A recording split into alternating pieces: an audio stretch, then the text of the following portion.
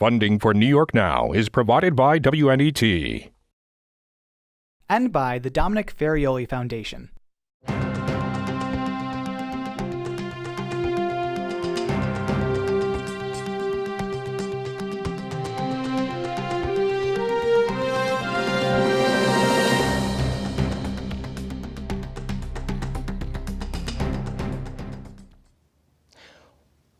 Welcome to this special edition of New York Now on PBS, where we'll hear from both major party candidates for the 19th Congressional District. I'm Dan Clark, the host of New York Now on PBS and the moderator of tonight's debate. The debate has been produced by WMHT in partnership with the Albany Times-Union and WAMC. We welcome our viewers on PBS and those listening on WAMC. The rules of the debate are simple. Each candidate will get 90 seconds for an opening statement. Then we'll jump straight into questions. Each candidate has 90 seconds to answer each question, and the other candidate has 45 seconds to respond. For some questions, both candidates will have 90 seconds to answer. As moderator, I'll have discretion to give candidates extra time if a panelist has a follow-up or if a candidate is directly addressed. At the end, each candidate will be allowed a closing statement of 30 seconds. Before we get to the candidates, let's introduce tonight's panelists. At the table this year, we have Ed McKinley, a reporter from the Times-Union, and Allison Dunn, the Hudson Valley Bureau Chief for WAMC News. For everyone's health and safety, we've spaced everyone far apart, and we do not have a live studio audience this year. Now let's introduce tonight's candidates. First, we have Congressman Antonio Delgado, a Democrat who's represented the 19th Congressional District since 2019. He lives in Rhinebeck. And to his right, we have Kyle Vandewater, the Republican nominee for the seat. Mr. Vandewater is an attorney from Millbrook who served in Afghanistan. We'll start now with opening statements. Based on a coin toss, Mr. Vandewater goes first. Mr. Vandewater, you have 90 seconds. Thank you very much. I appreciate it, and thank you, Allison, and thank you, Ed, and thank you, Mr. Congressman. My name is Kyle Christian Vandewater. I am running for Congress on the Republican ticket. I'm from New York 19. I happen to actually been born in Rhinebeck, where Mr. Delgado lives, but I grew up in Poughkeepsie, and I currently live in Millbrook, New York. That's where I came after I did 8 years on active duty. I'm running for Congress because the far left has failed the United States of America, and I believe that my opponent is part of the far left. I run for this race because I know what it's like when I came back from 8 years on active duty to come back to a state that's a one-party system state. And that one party has done nothing but fail this state. That one party has done things like institute no bail reform, which is bad for the state. So I saw the direction that the country was going into. I saw the fact that Nancy Pelosi, who my opponent has voted with 99% of the time, has turned this country over to the far left. I have no problem with Democrats. In fact, I come from a family that has a lot of Democrats, including my parents. They claim to be independents. My father passed away. My mother, she claims to be an independent, but she does vote Democrat very, very, very often. Thank you, Mr. Vandewater. I want to thank you very much for having me here, and I look forward to this debate. Thank you, New York 19. Congressman Delgado, you have 90 seconds. Thank you. Kyle, it's good to see you. It's good to be here. I want to start by acknowledging there's a lot of pain, a lot of anxiety, a lot of hurt across the country and all throughout New York 19. I know because I'm going all throughout the district, talking to small business owners, talking to farmers, healthcare workers, firefighters, teachers, and I can hear the pain in people's voices, the uncertainty around the corner. But I'm also here to tell you that we can get through it.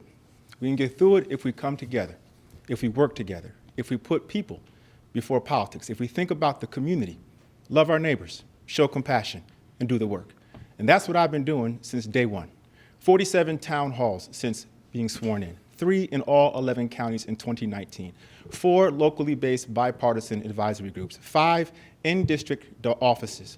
And this engagement on the ground has led to legislative success.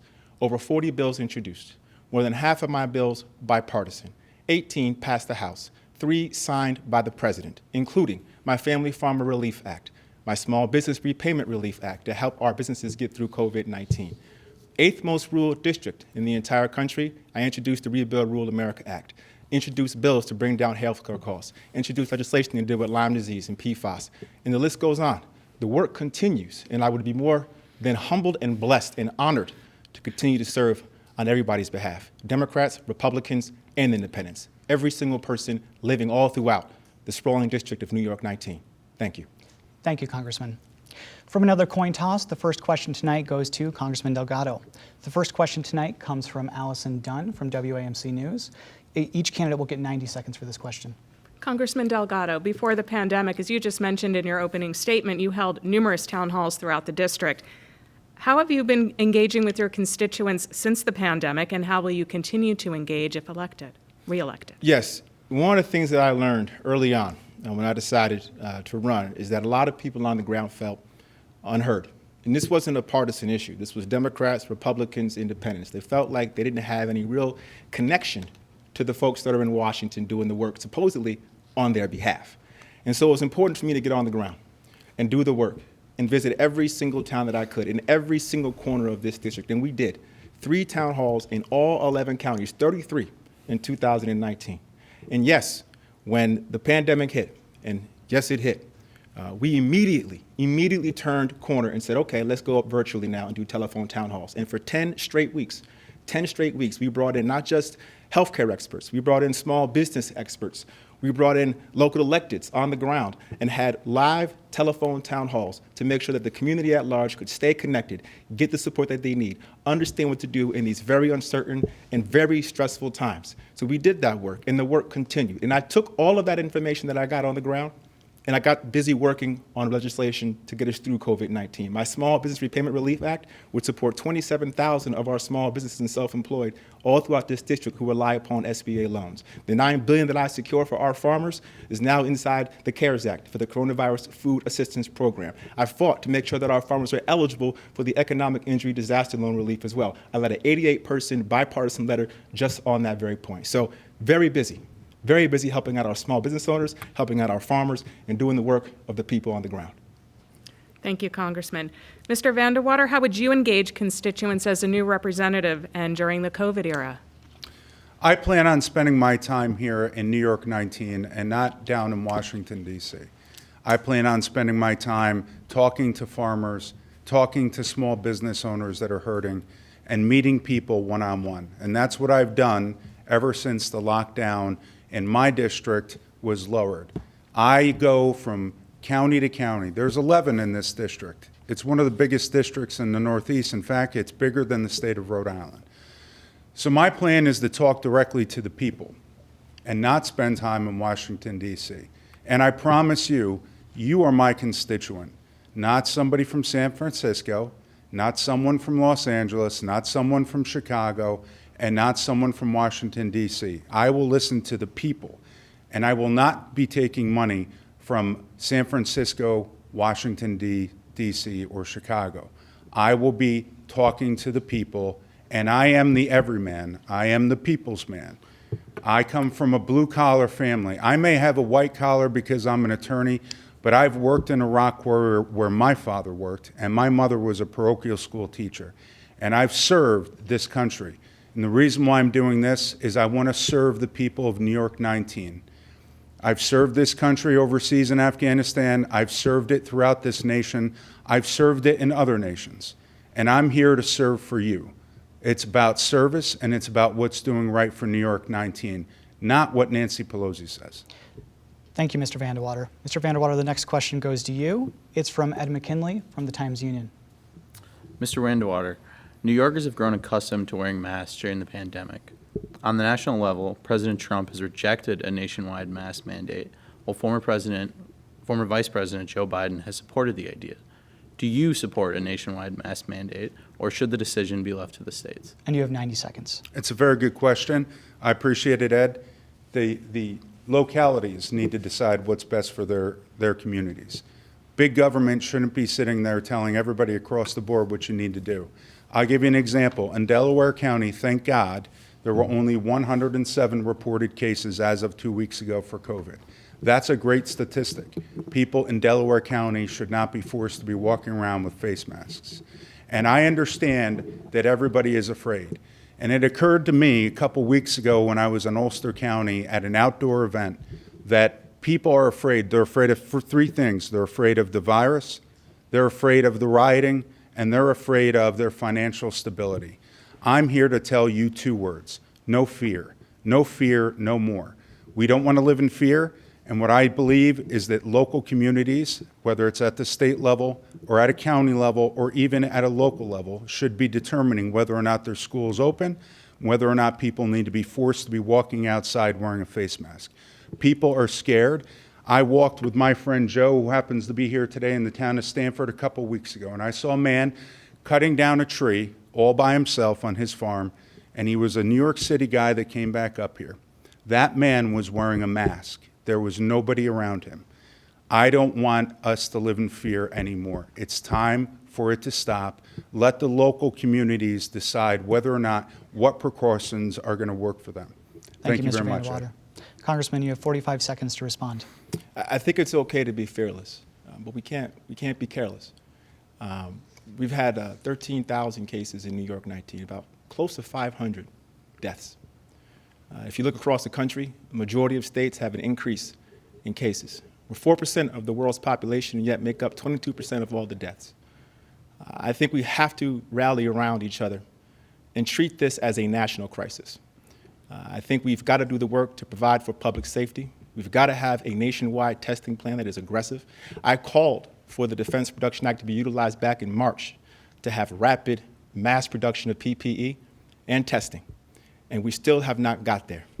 And so, yes, I think it's important for us to have a uniform approach that we all can get behind a rally as we endeavor to open up this economy again. The last thing we need to do is take one step forward just to take two steps back. Thank you, Congressman. And the next question goes to you. It's from Ed McKinley from the Times-Union again. Could I get 15 seconds to rebut that, or no? Sorry, Mr. Vandewater, you weren't directly mentioned. Congressman Delgado, some local businesses have said that New York has been too slow to reopen its economy in places like the New York 19th, where we didn't see a huge outbreak of the coronavirus. Do you think the state has been too slow to reopen the economy in rural areas without a large number of cases, or do you agree with how it's been rolled out? I think it's important to understand, as I just alluded to, this is a process. There's a lot of uncertainty around how this virus works, how it's transmitted. Every day we're learning something new about it. We know that it's airborne. We're still trying to figure out exactly to what degree it could impact the body depending on the dosage you get in transmission. And so it's important that we learn and do the right things, but most important that we do the work to support our small business owners and our farmers as they attempt to reopen and re-engage. And I've tried to do that every step of the way. That's why I introduced a bill that would allow our small business owners to get a $25,000 PPE tax credit that they can utilize as they make sure that their small businesses are in the right shape. In the same vein, I introduced a bill that would allow our small business owners to reapply for PPP as they navigate through these very difficult times. At the same time, we have to do our work to make sure that our farmers are supported and continue to get the relief that they get through the Coronavirus Food Assistance Program. This is going to take some sacrifice. It's going to take some care, if you will, as we navigate these difficult times. But I see the spirit of the community everywhere I go. I see the volunteerism. I see what people are doing on the ground, whether it's Red Hook Response in Dutchess County or whether it's Survive and Thrive out in Otsego County. I see people figuring out creative ways, figuring out how to rally around each other and do the work and be supportive. And I think if we could just rely on that can-do spirit, if we could just care about what we're going to do for our future and make the sacrifices, we're going to be stronger and better for it on the other side. Thank you, Congressman. Mr. Vandewater, you have 45 seconds to respond. Thank you. I appreciate it. I want you to understand that New York, we've dealt with 9/11, and we can deal with this, and we have dealt with it. But I can tell you what happens when you have people on the far left like Andrew Cuomo in charge. Tens of thousands of people were put into nursing homes that should never have been put there. And because of that, those people's lives were put at risk. What we need to do is be smart about it. And again, the left will sit there, not Democrats, but the left will sit there and say that Republicans are careless or that they don't care. We do care. What we don't want you to do is walk around in fear all of the time. What we want to do is be smart about it. And what we want to do is make sure that local communities get to dictate whether or not somebody should be forced to wear a mask and whether or not their children are able to go to school. Thank you, Mr. Vandewater. The next question goes to you, Mr. Vandewater. It's from Allison Dunn from WAMC News. Mr. Vandewater, it's possible that a vaccine for the coronavirus could be ready for certain people in the next few months. Some have speculated about the safety of a vaccine created so quickly. Do you think that people should take the vaccine when it's made available to them, and will you get it when it's available? I am not afraid to take the vaccine, but families should be able to decide whether or not their children are going to take a vaccine. In New York State, it's a terrible thing. I know a lot of families out there whose children are forced to take vaccines that they don't believe in. Now, I understand it's a touchy situation. I will also tell you, with regard to when we will get a vaccine, we've already established vaccines that are going through trial runs right now. Nobody should be forced to take it. But I will tell you this, when it comes to this pandemic, this is an area where I do believe that the federal government should be spending money and making sure that everybody can get the vaccine, and then they can do it at no cost. It should be made available to everyone for free, but it shouldn't be forced on people either. So I'm for the vaccine, and the vaccine, I believe, is here. We just have to get through these trial runs to make sure that it is safe and that everyone can be healthy. Congressman, you have 45 seconds to respond. Yes, the important thing about the vaccine is to make sure that the science dictates the timeline. That's the key, that the science dictates the timeline.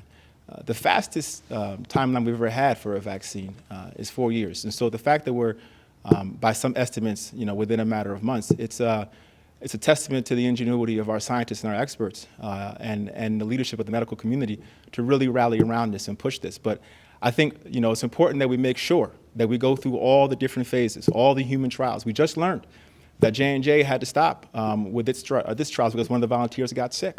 And so it's important that we make sure we're going through the right processes and doing right by all Americans as we endeavor to be in a better place to have real public health and safety. And yes, if we go through that process appropriately, I certainly would take the vaccine. Thank you, Congressman. The next question is also for you. It's from Allison Dunn from WAMC News. Congressman Delgado, some Democrats in New York want to enact new higher taxes on the ultra-rich to raise money for the state, which is facing a huge deficit. But others, like Governor Cuomo, think raising taxes on the wealthy could cause them to move out of the state, so we would lose their tax dollars anyway. What's your position on raising taxes on multimillionaires and billionaires to help fill the state's budget gap? This is a very important question. When President Trump came into office, the debt was sitting at $20 trillion. And the deficit was actually at $587 billion, down from $1.5 trillion at the height of the recession. Over the last couple of years, the debt, before COVID, jumped to $22 trillion, the largest in this country's history.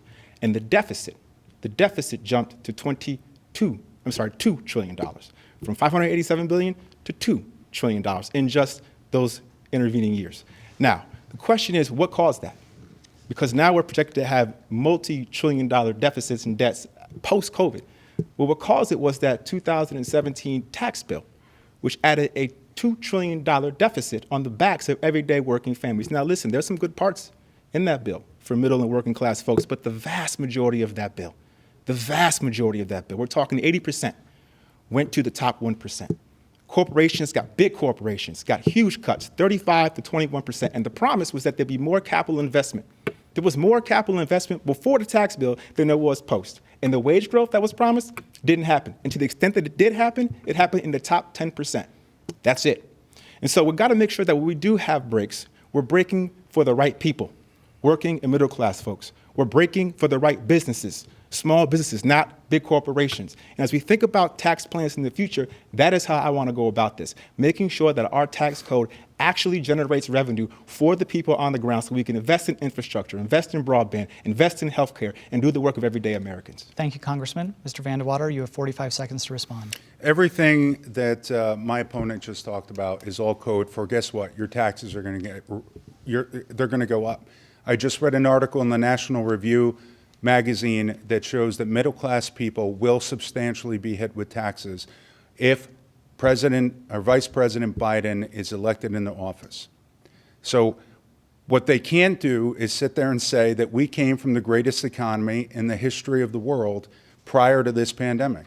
And one reason why we're in trouble is because prior to this president taking helm at the office, there was already $18 trillion in national debt. And that's a problem. That's why we have to reduce that. Because when a pandemic does hit, we shouldn't sit there and have to raise it beyond 20 and get it up to 22. Right now, as far as I'm concerned, we should only be $4 to $6 trillion in debt had this president not incurred $18 trillion in national debt. Thank you, Mr. Vandewater. The next question goes to you. It's from Ed McKinley from the Times-Union. Mr. Vandewater, Governor Cuomo has asked Congress for federal funding to help fill the state's budget gap, but U.S. Senate Majority Leader Mitch McConnell has been against that idea, calling it a blue state bailout. Do you think the federal government should provide funding for New York to help the state recover from the pandemic? I do think, and we already have, and right now there's $1.8 billion sitting on Nancy Pelosi's desk, and she refuses to sign it. And I implore everybody to go on YouTube and look at the interview that she did with CNN with Wolf Blitzer over the last 24 hours. That answer is specifically what the far left thinks about this president and really about caring for people.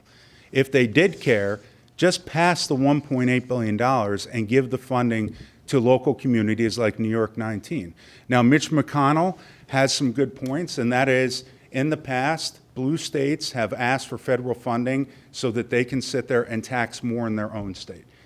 That's bad behavior, and it's got to stop.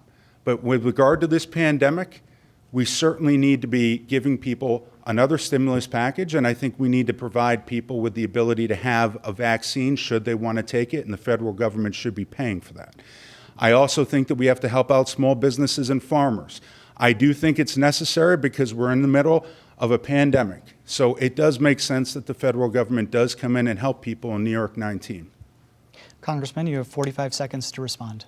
We need to stop with the blue state, red state dynamic when we're in the middle of a pandemic that's taken over 200,000 people's lives, and we've had an economic collapse, the likes of which we haven't seen since the Great Depression. It's got to stop. You know, and when I think back to the CARES Act, which we passed in March, 7 months into this pandemic, the last thing we got done on a bipartisan basis, March. And you know something? That bill had some state and local funding, but it was triggered if you had government units serving populations greater than 500,000. New York 19, we don't have that. And that's why I worked on a bipartisan basis with Lee Zeldin to introduce a bill, the Direct Support to Communities Act, which would ensure that every locality across this country, irrespective of the color of the state, would get aid to offset the loss of revenue that we are all going through right now as Americans. Thank you, Congressman. Your next question comes from Allison Dunn from WAMC News. Both of you will get 90 seconds for this question.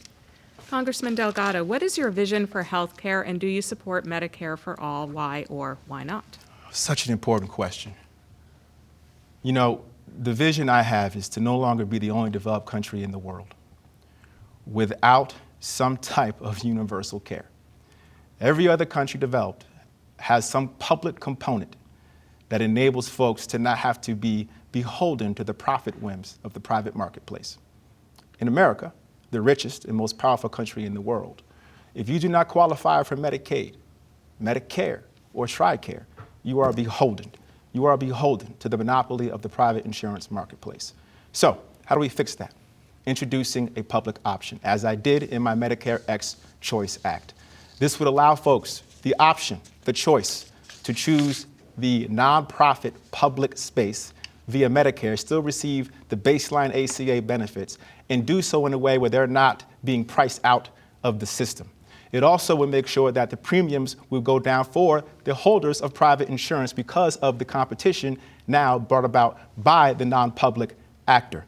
It also would allow small business owners to have to point their employees to the public option, which would create insane overhead cost savings for them as they navigate as small business owners. And for our employees, they too can navigate and not be beholden to their place of employment. The last point I want to make is that for our self-employed, including our farmers, I made sure to introduce a bill that would make sure that healthcare premiums can be deducted as a business expense. Self-employed folk right now can't do that.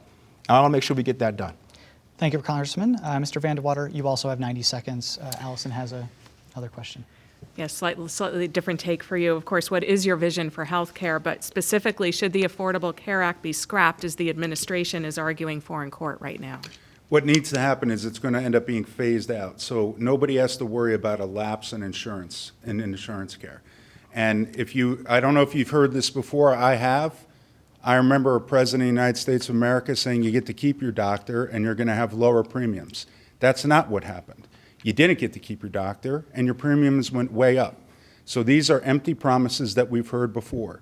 And to sit there and say that a non-public option for Medicare and health care is going to compete with the private sector is a falsity. It leads to full government control over your health care. And when they do that, they own you. And that's what their goal is. And if somebody has a problem with the level of care that the doctors and scientists in this country have, then why do people come here from different countries to get their medical care? Why do they come here to have their surgeries? Why do they come here to get medical care? It's because we have the best and the brightest. And when you take that out of the people's hands and you give it to the government, you get the problems that you have with the VA prior to the President of the United States, Donald Trump, changing that. You see what he did? He reversed it. He took it away from the government and gave people an option to do the device, which is what my opponent wants it to go to the public.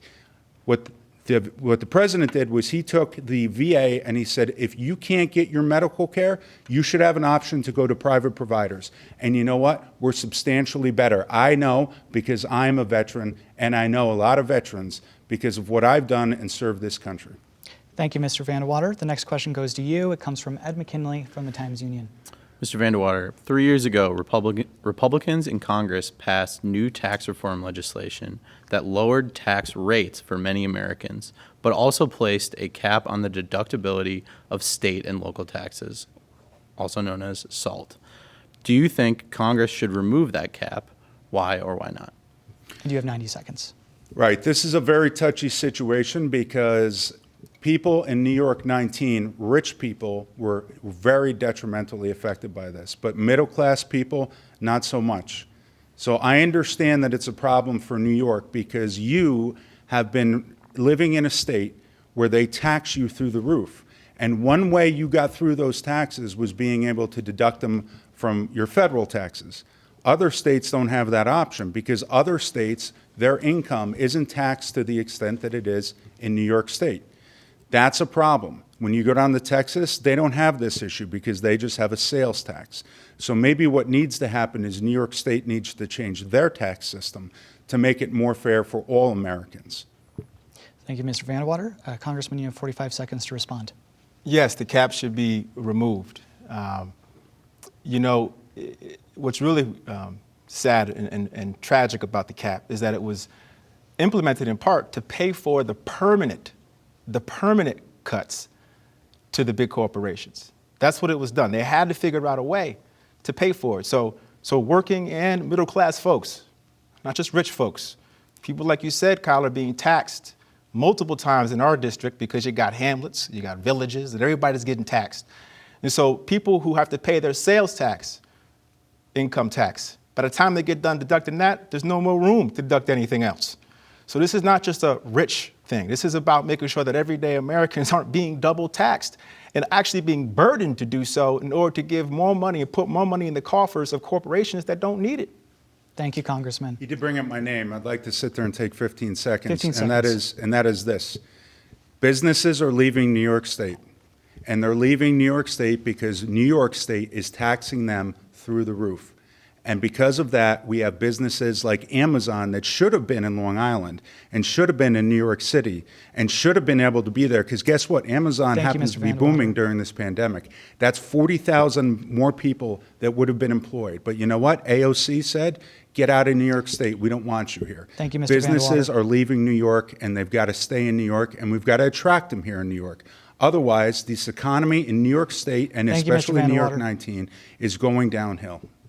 Congressman, the next question goes to you. You'll have 90 seconds. Both candidates will have 90 seconds for this question. It comes from Allison Dunn from WAMC News.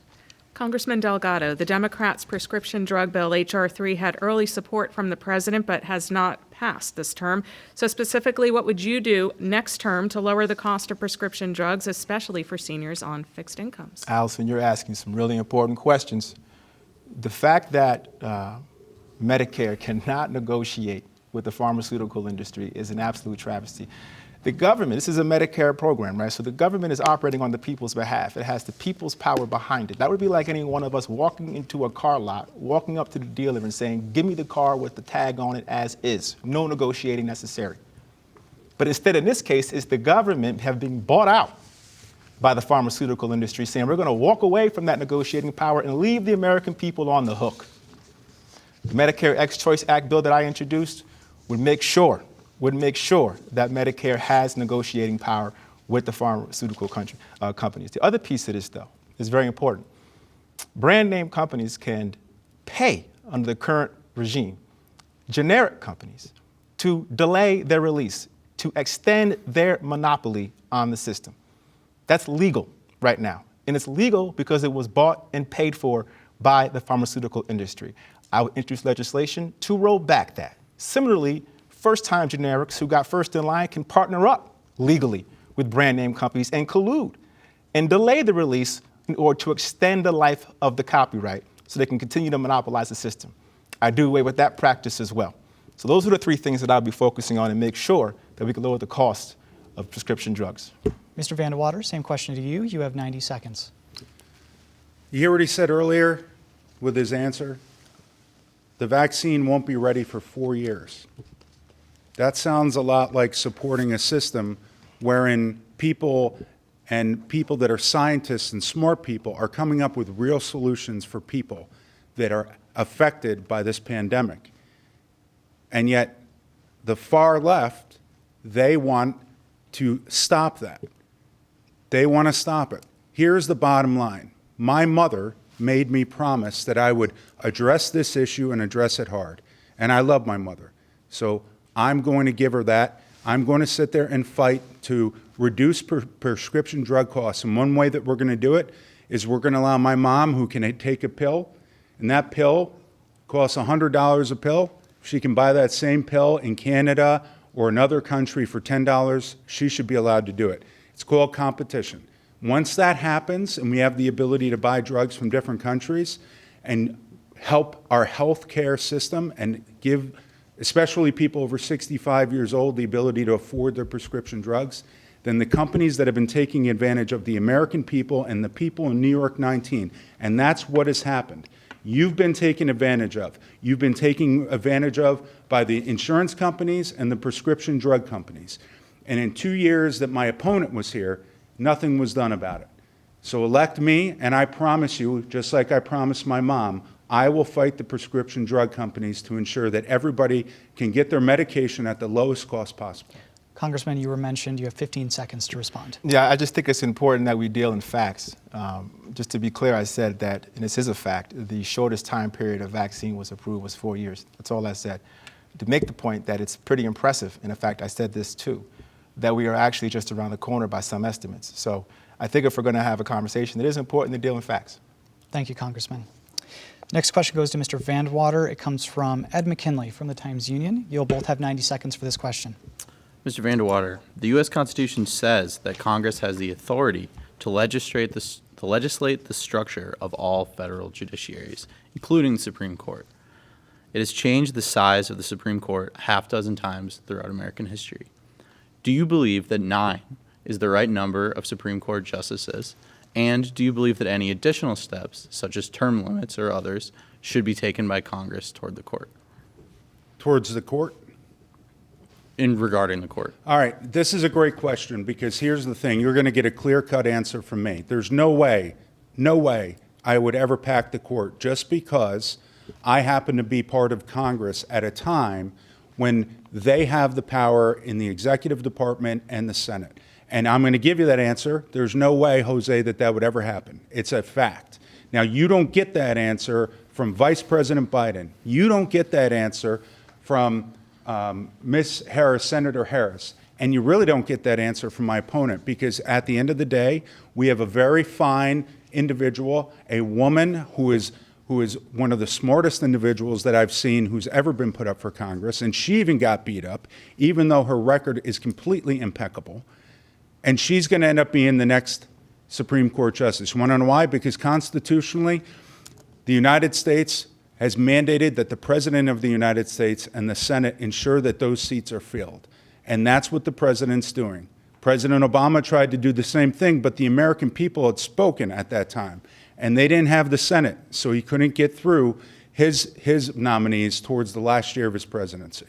This is an extremely important issue, and it will go to show that people on the far left, again, not Democrats, people on the far left will go to any extent to try to sit there and manipulate our systems. That's what it is. It's manipulation. They haven't done it in 150 years, and nine is a great number for me. Thank you, Mr. Vandewater. Congressman, you have 90 seconds. Well, it's a good thing that I'm here, so you can hear my answer. I think at this point you have a good sense that my objective is to bring folks together, try to find some common ground, and not lend more divisiveness to an already divisive situation.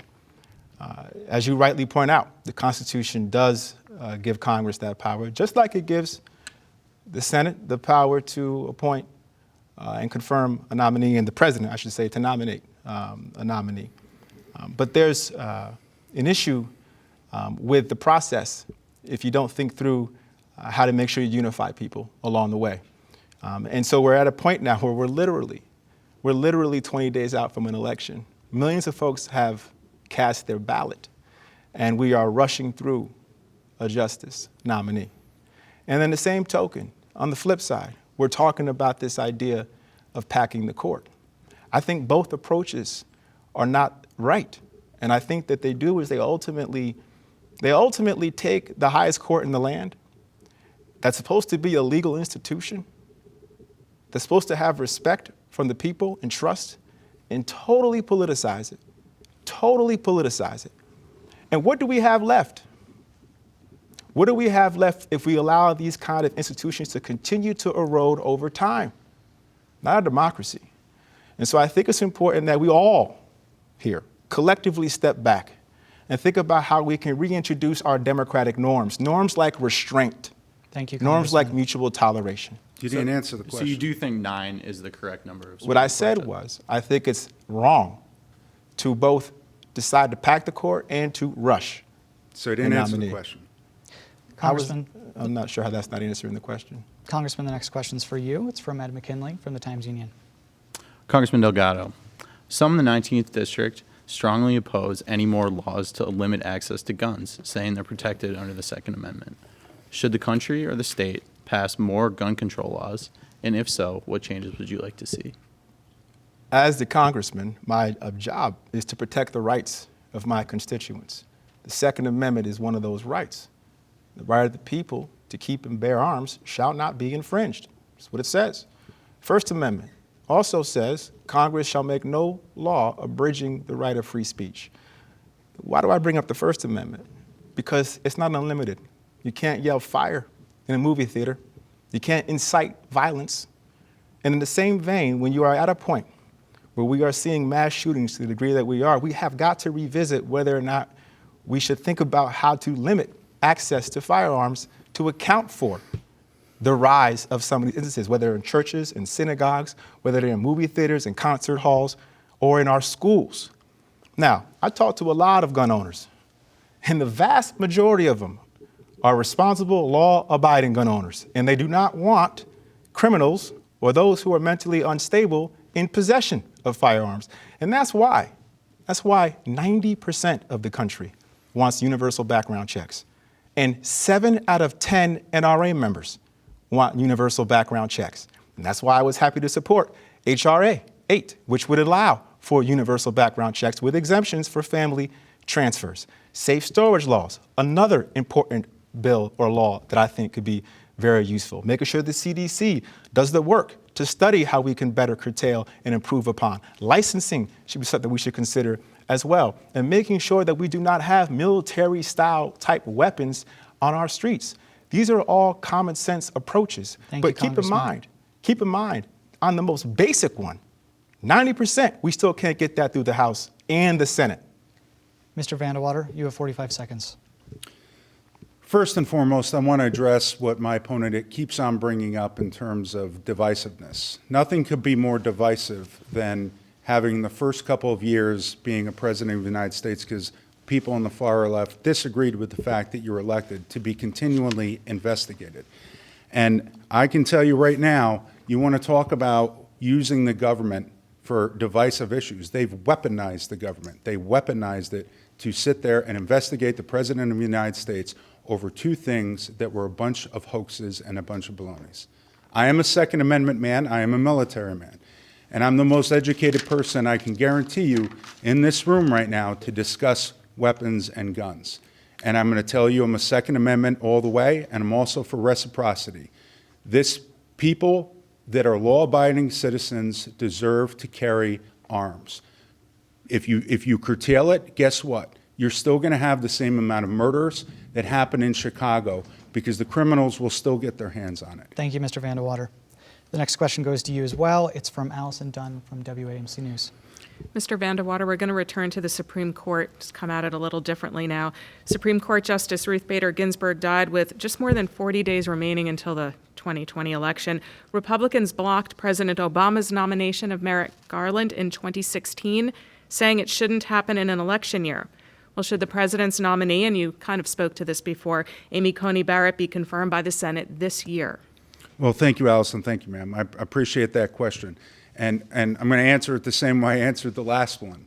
The reason why that didn't happen is because the people spoke. President Obama was a Democrat elected to the executive office, and he did his constitutional duty in an election year and nominated people to the Supreme Court when there was an opening, just like President Trump's doing this year. There's a difference. The people spoke, and the Senate was Republican-held. And when the people speak, the people need to listen, and we need to listen to the people. We are here to work for the United States citizens. We are here to work for New York 19. And I guarantee you, look at yourself in the mirror and see if you can do this with a straight face. If President Obama had the Senate on the left during that year, do you think that they wouldn't have nominated a justice? Just ask yourself that question, because I think we all know what the answer is. You know they would have. So the people have spoken. They elected President Donald J. Trump, and they elected a Republican-led majority in the Senate, and therefore the people speak. And that is why Justice Comey should be nominated to the United States Supreme Court. And it's going to happen, and it should happen. What they're going to try to do is sit there and take away the people's power.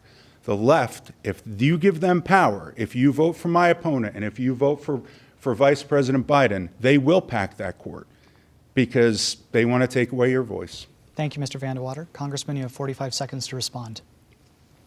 The president, President Obama made a nomination and was told that because it was the election year, this is about 300 days before the election, that it wasn't going to work.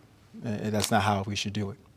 And some of the same individuals who said that, who said, keep me to my word on this one, Senator Graham to be specific, Mitch McConnell to be specific, have now done an about face. But, you know, this is what I'm talking about with norms, integrity, honesty. That's gotta mean something. It's got to mean something, you know. And it's so sad because Justice Ginsburg was a titan, you know, and to know that she has left us, and this is what we've devolved into thereafter. It's tragic. Thank you, Congressman. Your next question also comes from Allison. Both of you will have 90 seconds for this question. Congressman Delgado, you've been working on rural broadband legislation since taking office, and obviously the COVID pandemic has highlighted the problems with the quality and the breadth of rural broadband. Now, with kids learning from home, many families also working from home during the pandemic, which of your pending bills needs to get passed more than ever, and what else is needed? Yes, thank you. Thank you for bringing up rural broadband. This is a critical need. It was a critical need before COVID-19, and I was focusing on it intensely before COVID-19. We had a field hearing with Deputy Commissioner Jeffrey Starks at Columbia Green community college to highlight this very need. I'm on the Rural Broadband Task Force back in Washington. The issue is this. There's a lot of issues, but the main one is that the way we currently map is biased towards dense populations. It's called census block mapping. So if there's one house in a whole block, everybody in that entire block is deemed covered. That doesn't make any sense for rural communities like New York 19.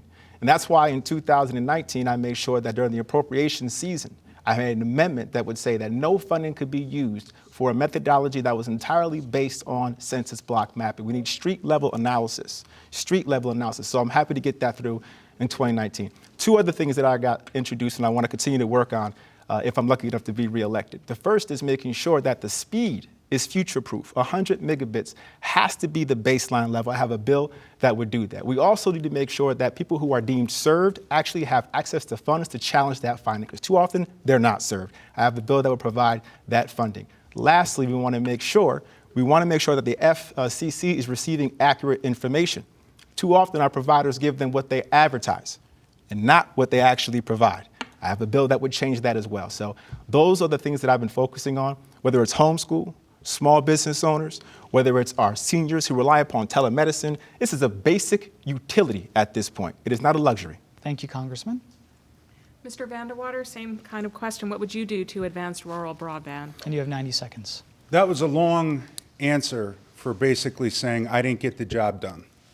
So everywhere I go in New York 19, I come into these pockets where people don't have broadband, and they didn't have it prior to my opponent taking office, and they still don't have it now. And we have no more time to sit there and say, I'm showing up, and we're going to talk about mapping, and we're going to create a committee, et cetera, et cetera. Get the job done. You don't get paid to just show up. You get paid to execute. And I promise you, I will execute, and we will do federal funding to ensure that there's broadband across New York 19. And this is an economic issue. This is an important economic issue. This is an issue because businesses don't want to come to New York 19 if there's no broadband. It makes sense for us to bring businesses here to ensure that they will come here and that they have the tools that they can provide so that they can conduct business. And the other thing you need to watch out for is called the Green New Deal. Talk about broadband and the Green New Deal and what the Green New Deal would do to getting you broadband. That's a whole different story. When the people on the far left are focused on the Green New Deal and they're not focused on bringing businesses back to New York and they're not focused on getting broadband done in New York 19, and the people shouldn't have to pay for it. Because I can tell you a little bit about mapping. What ends up happening is that someone who can't afford it is charged thousands of dollars so that they can get broadband. I am here to ensure that broadband is across New York 19. Thank you, Mr. Vandewater. Congressman, you were mentioned at the top of his answer. I'll give you 15 seconds to respond. Yes, this is a hard job. And the thing that I've tried to do from day one is not make empty promises and to hold myself to account. And so everything that I just laid out for you are things that I, independently, with my team, decide to figure out how to focus on and get done. And we're going to keep doing it. But the one thing I can guarantee you is I'm not going to give you an empty promise.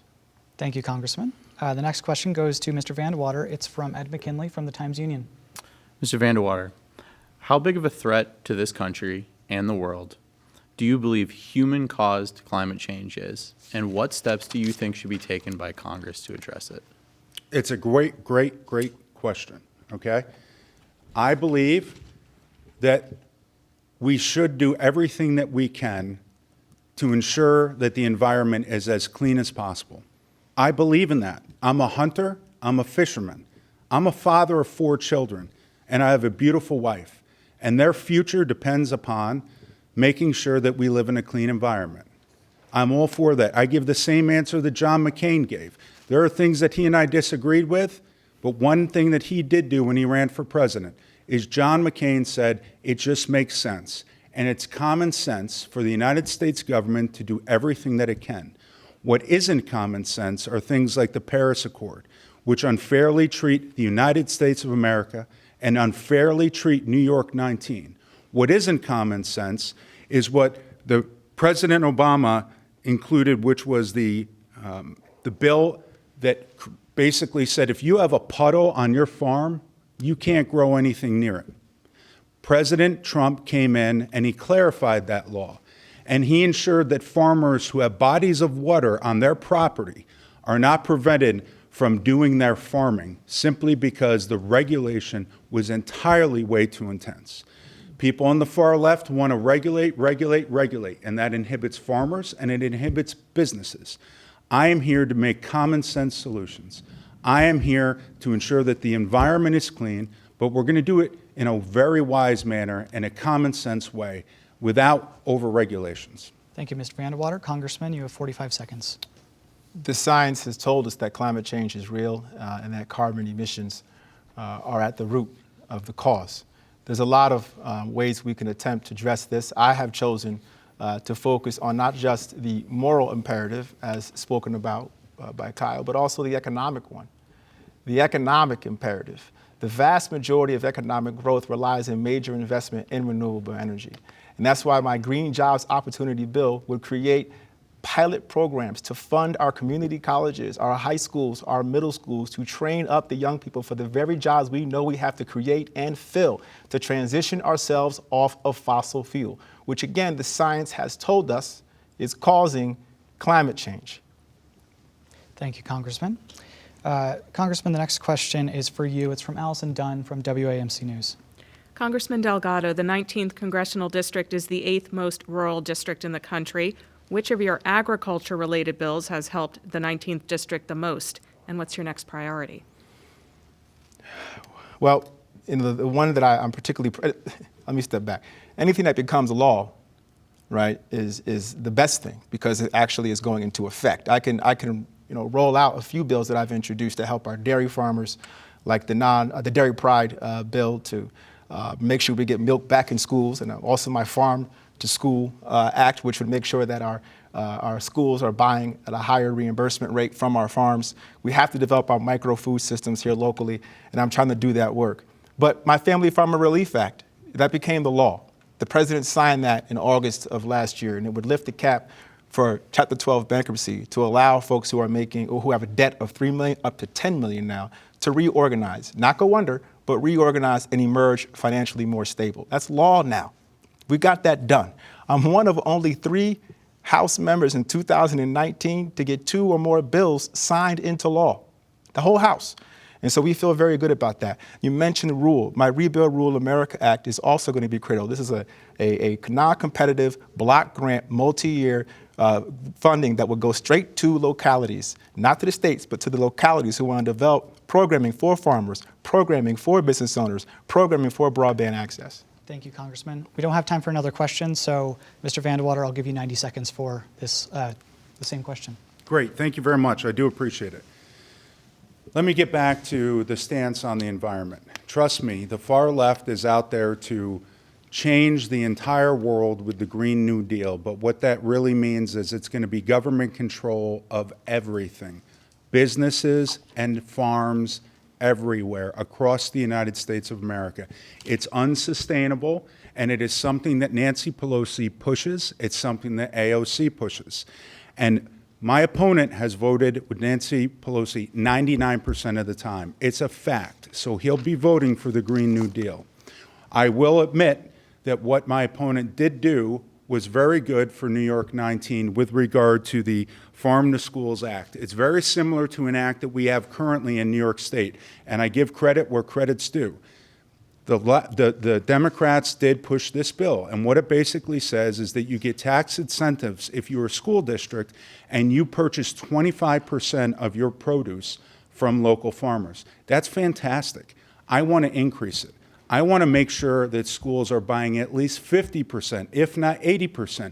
There are some legalese problems there that the lawyers always bring up with regard to procurement laws and things like that. But, well, let's do what's better for the local farmers. Let's do what's best for the local dairies and have schools feed our children healthy, homegrown milk. Milk that doesn't have to have preservatives added to it, so that it's not as healthy for our children because it's right down the road. And if anything this pandemic has shown us, it has shown us that it is great for me that within miles of my house, I can walk to a farm and I can get my eggs, my produce, my meat when all these supply chains are cut during a crisis like the one that we've had. Thank you, Mr. I am a big Vandewater. supporter of local farms. Thank you. We've reached the end of our hour, unfortunately, for all of us here. It's time for closing statements. Congressman Delgado, I'll go to you first. Thank you. And you have 30 seconds. 30 seconds, Sorry. right? Yes. It's been good to be here. And listen, I grew up in upstate, Schenectady, working class family. Parents worked for GE. My wife, she grew up in Woodstock, an hour apart. We got married in Greene County at the Catskill. We're upstate through and through, and I care immensely about this community. I don't care what your party is. I just care about you, and I want to work for you, as long as you allow me to do so. And I hope that I've proven to you over my first couple of years how dedicated I am. And I will hope that you'll reelect me. Thank you. Mr. Vandewater, you have 30 seconds. Thank you very much. One of the biggest compliments that I've gotten as I've traveled throughout New York 19 and spoken to the people is that I remind them in some form or way of Chris Gibson. And I get it, it's the military thing, it's the high and tight haircut. But I want you to understand, I am a different individual than him, but I am very, very thankful that people compare me to him. And I promise I will bring the same level of integrity and workmanship and handing out olive branches to the other side if you elect me to Congress. I have 4 children. I grew up here. I fished here. I skied here. I hunted here. I went away. The only time I left was to serve this country, and I chose to come back here. And I'm here to fight for you. Thank you, Mr. Thank you very Vandewater. much. And thank you both for participating in tonight's debate. We really appreciate it. Thank you for everyone who is watching. We'll see you on New York Now later this week. Until then, have a great week and be well. Thank you very much. Thank you.